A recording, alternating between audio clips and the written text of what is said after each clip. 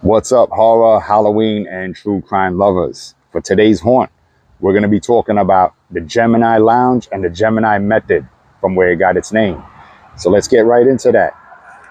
In this building behind me, which is today the Purpose Life Church, this used to be called the Gemini Lounge.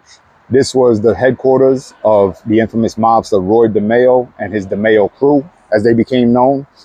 And the Gemini Method was a method of body disposal, execution and disposal that they conducted right here in this lounge. It's said that they were responsible for more than 200 of these types of murders, many of which happened right here in this place, surrounded by houses. You can see in this neighborhood.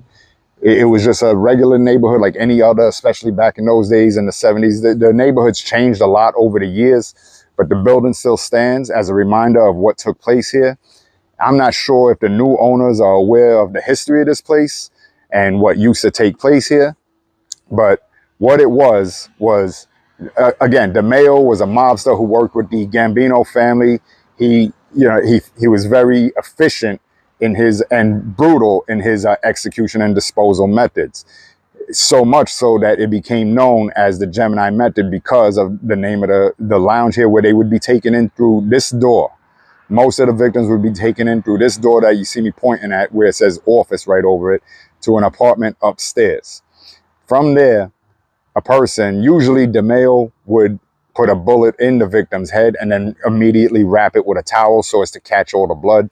And as this was going on, at the same time that this victim was getting shot and head wrapped, he would be stabbed in the heart by one of DeMeo's associates.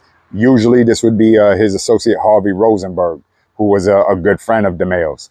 He would stab him in the heart, and this would stop the heart from pumping out any blood that was left in the body, so that to make it clean. They would then take the body, and the rest of the crew, his other associates, would be tasked with taking the body onto plastic sheets that were laid out on the lounge's floor, and they would dismember the body, head, arms, legs, feet, all that kind of stuff, make it into small parts as possible. And they would wrap these in plastic and put it in cardboard boxes and take them to the landfill, what used to be a landfill at the end of Fountain Avenue, just a couple miles away from here. And that runs along the Belt Parkway in Brooklyn. And today it's Shirley Chisholm Park. The Fountain Avenue landfill has been converted into Shirley Chisholm Park today. During the course of moving things to create the park, many of those bodies were found, many stories over the years of bodies in that dump. And it turns out that many of those came from this building right here. I'm not getting too close to the building because there is a church session in progress. And if you could, I don't know if you could hear it behind me, but there's a lot of church music and gospel and singing and praising going on. Very different from what the sounds you would have heard back in the 60s and 70s in the nights where DeMeo and his crew were hanging out in the lounge. So that's what this building right here is, just a piece of murder, morbid history right here in Brooklyn, and a piece of mob history, but a piece of history no less.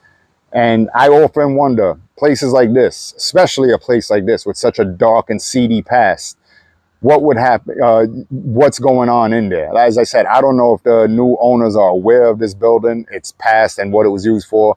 I don't know if there's any reports of hauntings or anything going on in there. I would imagine that there have to be some, especially with the nature and of the violent actions taken in there. I would imagine there have to be some kind of hauntings to be told about. So Roy DeMeo, just to make it in short, eventually became victim of his own crew. Fun fact is that he actually worked for Paul Castellano, the head of the Gambino family, who tasked John Gotti, yes, that John Gotti, the infamous John Gotti, with disposing of Roy. John Gotti apparently supposedly turned it down because he was wary of taking on a guy like Roy. This shows you the character of DeMeo and his crew.